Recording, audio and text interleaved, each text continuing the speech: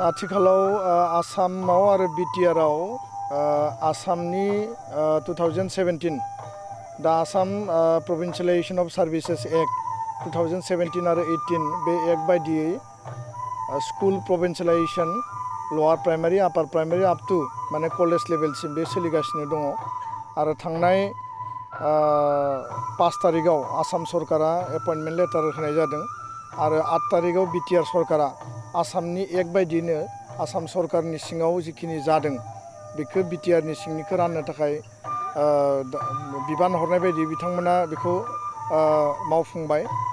दा बे बेलायाव आङो दुलाराय बर' फरायसा आफादनिफ्राय मोनसे बाथ्राखौ स्पष्टयै जोंनि रायजो राजाजों लोगोसे फोरोंगिरि मानगोनां बिथांमोननिसिम स्पष्टयै बुंनो नागिरो जे आथिखालाव नैबे 5 तारिख आरो 8 तारिखआव जि एपइन्टमेन्ट लेटार डिस्ट्रिबिउसन खालामबाय बेखौ लानानै जोंनि फोरोंगिरिफोरनि गेजेराव मोनसे थासारि सृष्टि जानायखौ जों नुदों आरो बिथांमोना बिटिआरनि मानगोनां चिफ आरो गुबुन जोंनि सरकारनि दैदेनगिरिजों लोगोसे दुलाराय बर' फरायसा आफादनि जोंनि दखरा जिल्ला आरो मिरु मावख'आव जोंखौ लोगो हमफैनाय आरो बिनि सायाव मा जागोन बा बिथांमोना मा जास्टिफाइड मोनगोन बेखौ लानानै माखासे सोंलु बिथांमोना सोंदों आरो बिथांमोना बिनि सलुसन नागिरदों।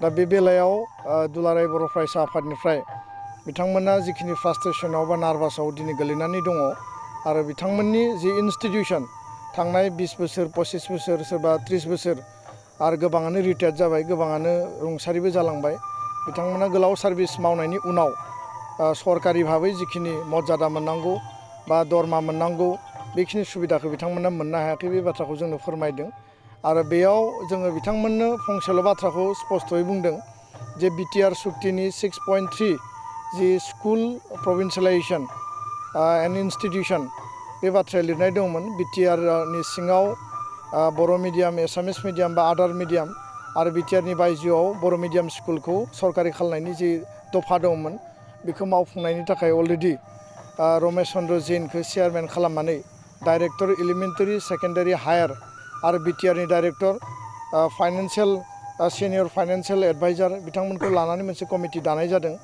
दा बेखायनो नैबे प्रसेसा जोबनायनि उनाव जोङो दाख्लैबावै 12 तारिखआव नैबे कमिटिजों आरसिजेननि जि प्रभिन्सियलाइजेशन अफ सार्भिसेस 6.3 दफा मावफुंनायनि जि कमिटि आरो दुलाराय बर' फरायसा आफादनि गेजेराव मोनसे मिटिं जानानै थाङो आरो बे मेलाव जोङो 6.3 बायदियै जोंनि ओनसोलाव थानाय LP ME high school senior secondary junior college गासैखौबो लानानै आसाम नाङै माबायदि प्रक्रियाजों बा माबायदि पलिसिनि गेजेरजों बे इन्स्टिटिउसनफोरखौ सरकारि खालामनो हायो बिनि थाखाय जोङो डिटेल मडेलिटिखौ निड बेस बेसिसाव आरो एग्जामिनेशन ग्राउन्डआव सिम्पेथेटिक आरो कनसिडारेशन बे गासैबो माने नोङो जयनिं date effect date issue date आरो फारसेथिं डाइस कनकारेन्स पारमिसन रिकगनिशननि जि मेटार दङ माने बेयाव क्वालिफिकेशननि जि दङ प्रफेशनेल क्वालिफिकेशननि बाथ्रा लेन्डनि बाथ्रा स्टुडेन्ट एनरलमेन्ट रिजाल्ट बे गासैखौबो जोङो इन डिटेल जोङो कमिटिनि होदों आरो कमिटिया बिनि सायाव डिटेलै जों डिसकास खालामदों 1-to-1 पइन्टफोरखौ जों डिसकास खालामदों आरो बे गासैबो मडेलिटिखौ सरकारनो पलिसिनि थाखाय आरो डिसिसननि थाखाय बिथाङा गाबोनो बिथांमोना दैथायहरगोन आरो बिनि उनाव सरकारि भाबै जिखिनि पलिटिकेल आरो एडमिनिस्ट्रेटिभ जि माने एप्रुभेल बा डिसिसन नांगौ सरकारा बेखौ फाथायहरगोन होननानै कमिटिनि चेयारमेना जोंनो खोथा होदों आरो बे सानखालिनो मोनाबिलियाव आसामनि एजुकेशन आरो finance minister doctor Himanta Biswa Sharma बिथांखौ लोगो मोन्दों आरो बिथांखौ जोङो स्पेसियेलि आपिल खालामदों जे बिफर एसेम्बलि इलेक्सन 6.3 जि एमअएस आदार जिखिनि दफाफोर मथा मथि आधा मावफुंनाय जाबाय आधाया दाबो सोलिगासिनो दङ जेरै बाउन्डारि कमिसननि बाथ्रा इनक्लुजननि बाथ्रा आरो नैबे स्कुल प्रभिन्सियलाइजेशन मेटार बेखौ बिफर इलेक्सन मावफुंनानै होनांगौ होननानै जोङो 6.3 खौ स्पेसियेलि जोङो रिकुवेस्ट खालामदों आरो बे आपिल खालामनाय बायदि बिथाङा बे स्कुलनि इन डिटेल जिखिनि डाटा तथ्य दङ बेखौ बिथाङा नागिरदों आरो जोंनिफ्राय अलरेडि जोङो होखानानै दोनबाय आरो बेखौ जोङो स्पेसिफिक नैबे जिखिनि मडेलिटि दङ बे मडेलिटिफोरखौ जों बिथांनो बुजायनानै होनाय जादों दा बिनि सायाव बिथाङा फैबाय थानाय समाव डिसकास खालामनायनि गेजेरजों गभर्नमेन्ट लेभेलनिफ्राय मोनसे मोजां डिसिसन होननानै बुंदों आरो जोङो हपफुल जे बे खामानिया इलेक्सननि सिगां माबा नङा माबा मोनसे पजिटिभ डिसिसन फैगोन आरो बिनि गेजेरजों जोङो इयुनाव हाबा मावनो हानाय बा नैबे स्कुलखौ प्रभिन्सियेलाइज खालामनो हानाय बा कलेजखौ प्रभिन्सियेलाइज खालामनायनि जिखिनि खामानि दङ बे खामानिखौ जों मावनो हागोन। दा बेखायनो आङो फोरोंगिरि नोंथांमोनखौ गुरैयै खावलायदों जे एसे धैर्य हमनांगोन, एसे नेनांगोन आरो बारा होंगो दोंगो बारा बिराद नार्भासाव बा फ्रास्ट्रेसनाव थायोब्ला जोङो माने जेंनायाव गोलैगोन। दा बेखायनो इमिडियेट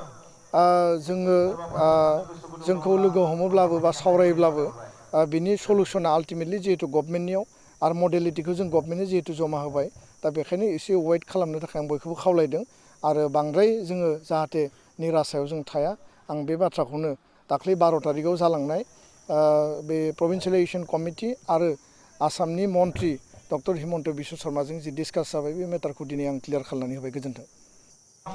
नाग्रिजुलि दख'रा दुलाराय बर' फरायसा आफादनि 14थि बोसोरसालिया बियो सोलिफु नैबे फेब्रुवारि दाननिनो 13 आरो 14 खालाराव साननैनि हाबाफारिजों मेहेरगोनाङै जोङो खुंफुंनाय जादों। मैयानिफ्राय जागायनानै दिनैसिम जोङो लानाय जादों। दा बेवहाय दुलाराय बर' फरायसा आफाद हिसाबै दुलाराय बर' फरायसा आफादनि जि मावथांखि बेखौ नोजोर बोनानै जोंनि फरायसा फरायसुलि बिथांमोनखौ मोनसे बिथिङाव जौगाहोनो थाखाय जोङो थुनलाइयारि बादायलायनाय, खन्थाइ आवरायनाय बेफोर हाबाफारिखौ मैयायो लानाय जादों 13 खालाराव। बिनि अनगायैबो हारिमु बादायलायनाय बे हाबाफारिखौ लानाय जादों आरो जोङो गेलेमु आयदा बेखौबो लानानै मैयायो खालामनाय जादों।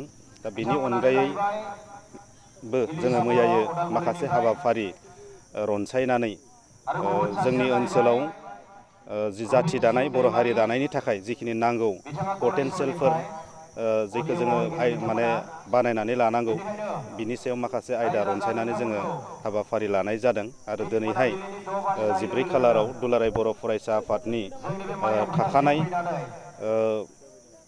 जि हाबाफारि बादियै फुंबिलि जोङो गौथुमनि जि दुलाराय बर' फरायसा आफादनि आर'ज गाबनाय, फिरफिला बिरहोनाय, मुंख्लंनो बिबार बावनाय, बेजों लोगोसे एसे आगोलाव जोङो